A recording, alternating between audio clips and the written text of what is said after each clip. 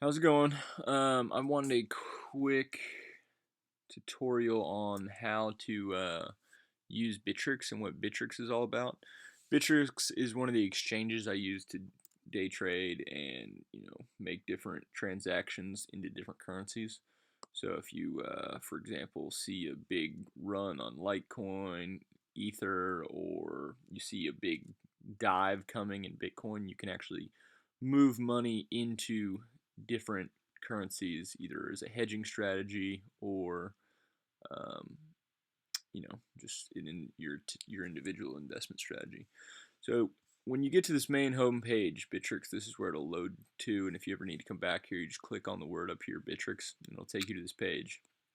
So what you got is you got a little bit of slideshow up here that's showing um, different coins that have high volumes and big gains. All of those are within a 24-hour window. So top volume for Litecoin, for example, 9,146 Bitcoin worth of Litecoin has been traded on Bittrex.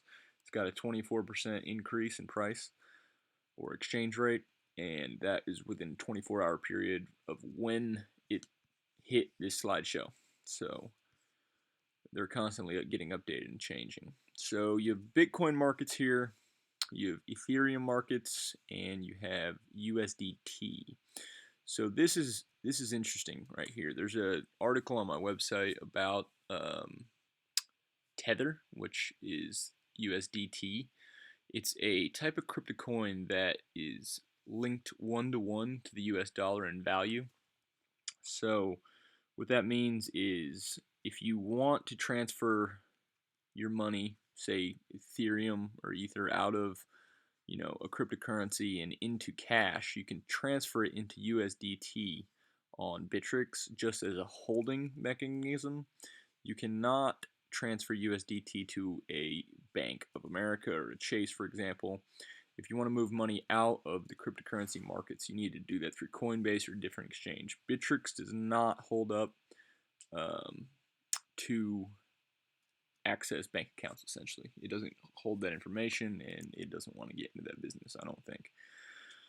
So, you have a lot of different trading pairs here. That's what these are. There's Litecoin, Ether, Ethereum, Bitcoin Cash, which is one of the Bitcoin forks.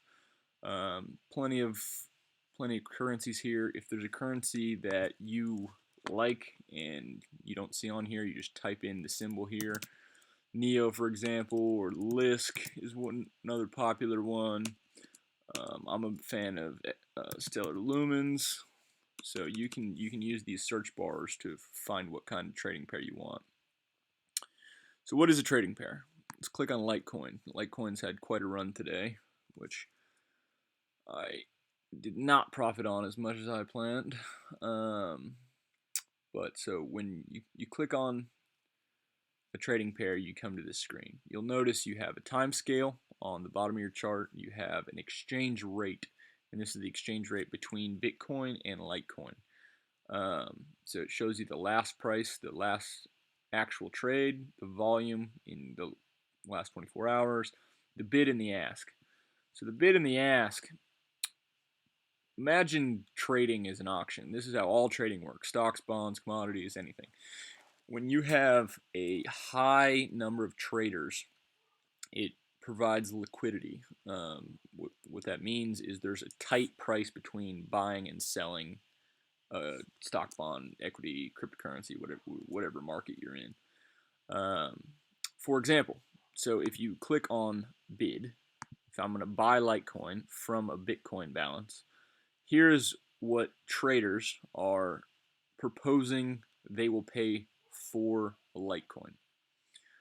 If you click on last, this is what the price of the last transaction was.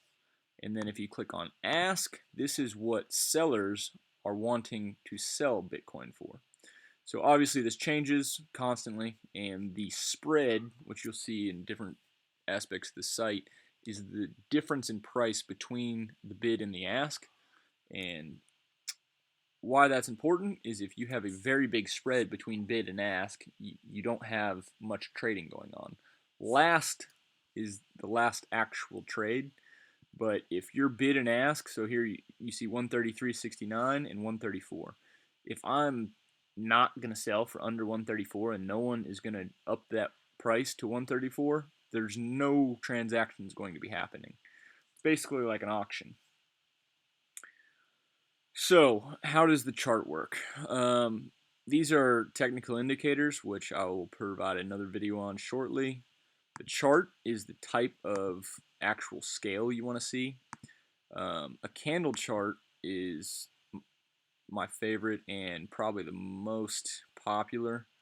How candles work is you see these little tiny lines and then you see the fatter bar in the middle. The tiny line shows the highest and lowest price that has been traded within that time period.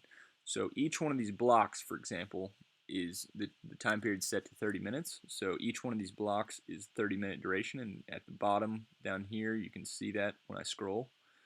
11:30, 11, 10:30. So basically what's going on is if you see red, that means the price at the start of that 30 minutes is higher than it is at the end of that 30 minutes. Meaning, well, let's go back to one that's actually finished, because this one is still within the 30-minute period. It's got about 8 minutes left, and then this will turn into history, and the chart keeps rolling. But, for example, so on this big fat green bar here, at 7:30, the price was 0.0098 Bitcoin per Litecoin.